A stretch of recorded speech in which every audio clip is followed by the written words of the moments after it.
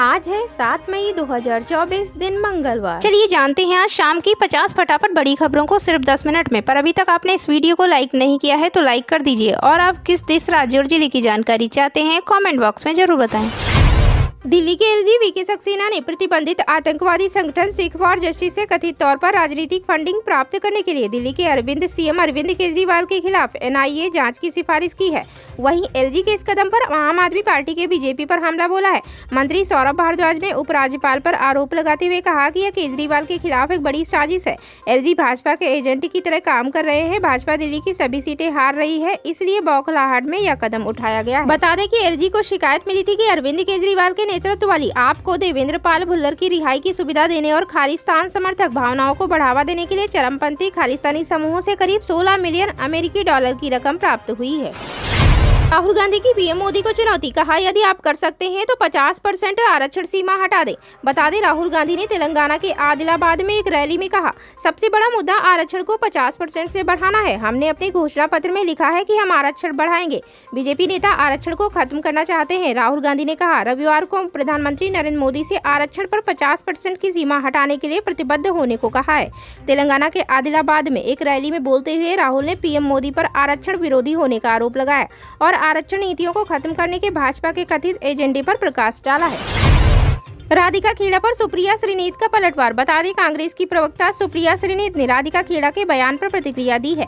राधिका के बयान पर श्रीनीत ने पलटवार किया है और कहा कि इन्होंने कहा है कि इन्हें अयोध्या जाने से रोका गया। अयोध्या जाने वाले लोगों में सबसे पहले मैं थी, दीपेंद्र हुड्डा, आराधना मिश्रा मोना, चरणजीत सिंह चन्नी, अविनाश पांडे, अजय राम, हम सब अयोध्या गए, हमें किसी ने नहीं रोका। बता दें छत्तीसगढ़ कांग्रेस नेता राधिका खेड़ा ने प्रदेश इकाई पर अपमान का आरोप लगाने के बाद रविवार को पार्टी से इस्तीफा दे दिया। उन्होंने दावा किया कि उनके अयोध्या जाने के बाद कांग्रेस उनसे नफरत करने लगी थी। तीसरी बार अंतरिक्ष में उड़ान भरने के लिए तैयार है भारतीय मूल की सुनीता विलियम्स। बता दें अंतरिक्ष में समोसा खाना पसंद करने वाली भारतीय मूल की अंतरिक्ष यात्री कैप्टन सुनीता विलियम्स एक बार फिर अंतरिक्ष में उड़ान भरने के लिए तैयार हैं। इस बार वो स्पेस में बिल्कुल नए अंतरिक्ष यान बोइंग स्टार लाइनर पर जाएंगी। यह उड़ान United launch alliance Atlas V rocket से 7 मई को सुबह 8:04 पर फ्लोरिडा के केप केनावेरल स्पेस फोर्स स्टेशन के स्पेस कॉम्प्लेक्स -41 से लॉन्च की जाएगी। युद्ध विराम विफल होने पर भड़का अमेरिका, कतर को अल्टीमेटम देकर कहा, हमास नेताओं को जल्द देश से बाहर निकालो। बता दें इजराइल और हमास के बीच जारी युद्ध थमने का नाम नहीं ले रहा है। दोनों के बीच युद्ध विराम की मध्यस्थता के पटरी से उतरने के बाद अमेरिका अब कतर पर हमास नेताओं को दोहा से बाहर निकालने के लिए दबाव बना रहा है। वहीं युद्ध विराम की विफलताओं के लिए अमेरिका हमास को जिम्मेदार मान रहा है। वहीं अमेरिका ने कतर में रहने वाले हमास के कई वरिष्ठ अधिकारियों पर पहले ही प्रतिबंध लगा रखा है। हमास को अगर कतर छोड़ने के लिए मजबूर किया गया तो वह तुर्की, लेबनान सहित कई देशों में शरण ले सकता है। इधर इजरायली प्रधानमंत्री बेंजामिन नेतन्याहू ने साफ कर दिया है कि गाजा में युद्ध खत्म करने, सेना की वापसी और हमास को वहां की सत्ता में बनाए रखने की शर्तों को इजराइल नहीं मानेगा। नामांकन से पहले पहुंचे अयोध्या, एक साथ किए रामलला के दर्शन। बता दें भोजपुरी सुपरस्टार और भाजपा सांसद दिनेश लाल यादव उर्फ निरहुआ लोकसभा चुनाव 2024 में आजमगढ़ से तार ठोकने के लिए तैयार हैं।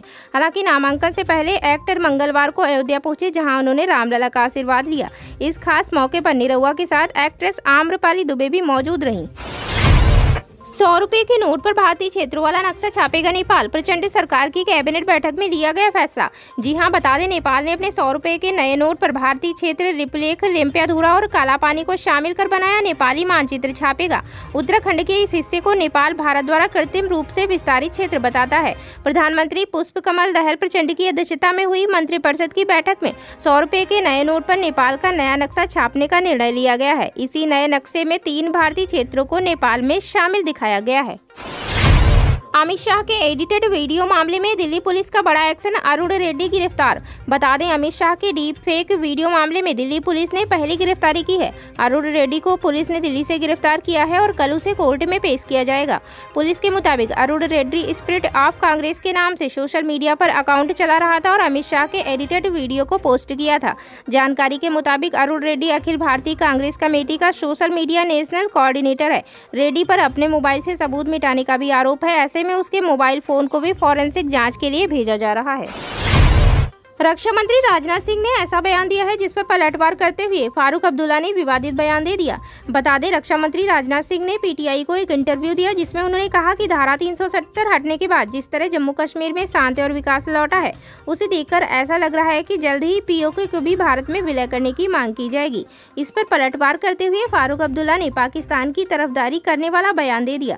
उन्होंने कहा कि पाकिस्तान ने अपने हाथों में चूड़ियां नहीं पहन रखी हैं, उनके पास भी परमाणु बम है। साथ ही उन्होंने यह भी कहा कि अगर रक्षा मंत्री ऐसी सोच रखते हैं तो वे आगे बढ़े, हम रोकने वाले कौन होते हैं।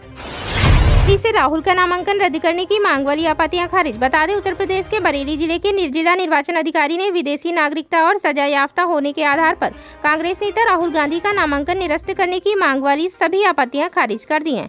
अब बता दें, राहुल गांधी ने रायबरेली लोकसभा क्षेत्र से कांग्रेस प्रत्याशी के रूप में 3 मई को नामांकन पत्र दाखिल किया था। पुंछ हमले में शहीद हुए वायुसेना के जवान विक्की पहाड़े 3 दिन बाद बेटी के जन्मदिन पर जाने वाले थे घर। बता दें, जम्मू कश्मीर के पुंछ इलाके में शनिवार शाम को हुए एक आतंकवादी हमले में शहीद हुए भारतीय वायुसेना के जवान विक्की पहाड़े अपने बेटे का जन्मदिन मनाने के लिए 3 दिन बाद अपने घर जाने वाले थे। वह मध्य प्रदेश के छिंदवाड़ा जिले के रहने वाले थे। पहाड़ी मंगलवार को अपने गाँव नोनिया करबल जाने वाले थे, लेकिन शनिवार को हुए आतंकी हमले में वह शहीद हो गए। उनकी शहादत की खबर जैसे ही गाँव पहुंची, उनके परिवार में कोहराम मच गया। विक्की पहाड़े की पत्नी बेसुध हो गई, बहनों का रो रो कर बुरा हाल है। वहीं पूरे इलाके में शोक की लहर है। यूपी में तीसरे चरण की 10 सीटों पर थमा प्रचार, 100 प्रत्याशी मैदान में। बता दें, यूपी में तीसरे चरण के 10 मतदान क्षेत्रों में 5 मई को चुनाव प्रचार समाप्त हो गया।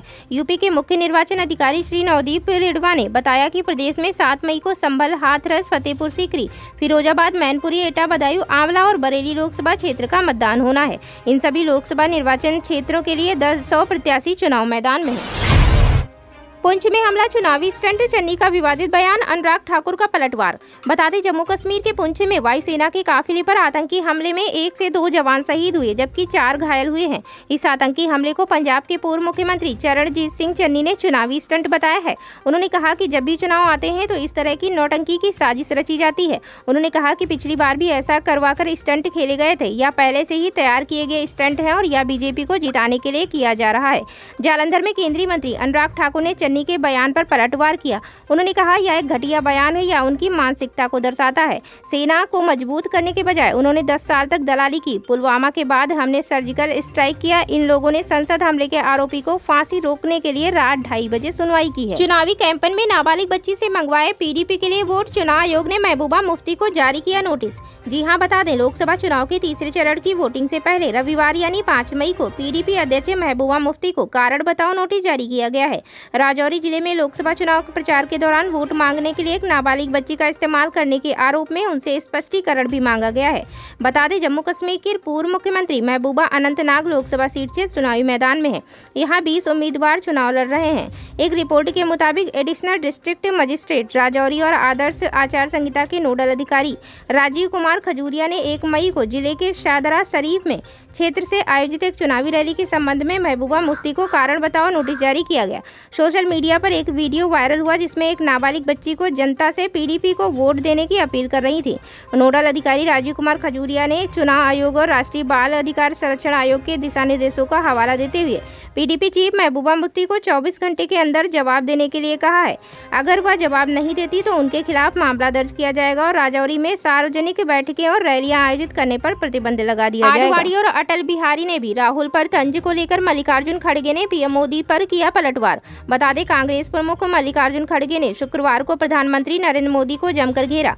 उनके राहुल गांधी पर अमेठी से भागने की बात पर उन्होंने कहा कि भाजपा के प्रतीक लाल कृष्ण आडवाणी और अटल बिहारी वाजपेयी ने भी 2 सीटों से लोकसभा चुनाव लड़ा था। दरअसल राहुल गांधी ने शुक्रवार को रायबरेली से अपना नामांकन दाखिल किया था और वह केरल के वायनाड से भी चुनाव लड़ रहे हैं। मल्लिकार्जुन खड़गे ने बताया कि 2014 के आम चुनाव में पीएम मोदी ने 2 सीटों वाराणसी और वडोदरा से चुनाव लड़ा था और जीत हासिल की थी। बाद में उन्होंने वडोदरा सीट से इस्तीफा दे दिया। मल्लिकार्जुन खड़गे ने प्रधानमंत्री पर ओछी बातें करने और अपनी गरिमा त्यागने का आरोप लगाया। उन्होंने दावा किया कि पीएम मोदी डरे हुए हैं। उन्होंने कहा, अपनी मर्यादा छोड़कर छोटी मोटी बातें करते हैं और हमले करते हैं। उन्हें जवाब जवाब देने का कोई मतलब नहीं है, कौन डरता है। उन्होंने आगे कहा, क्या लाल कृष्ण आडवाणी ने 2 सीटों से नामांकन दाखिल नहीं किया? क्या अटल बिहारी वाजपेयी ने ऐसा नहीं किया? मोदी ने खुद भी ऐसा किया है। वहीं दूसरी तरफ शुक्रवार यानी 3 मई 2024 को पश्चिम बंगाल में एक रैली को संबोधित करते हुए पीएम नरेंद्र मोदी ने राहुल गांधी और सोनिया गांधी पर जमकर निशाना साधा था। उन्होंने कहा था कि वायनाड से हार के डर से राहुल गांधी अपने लिए सुरक्षित सीट तलाश रहे हैं। वे डरे नहीं या भागने की कोशिश ना करें। मैंने आपको पहले बताया था कि वायनाड में हार के डर से शहजादा अपने लिए एक और सुरक्षित सीट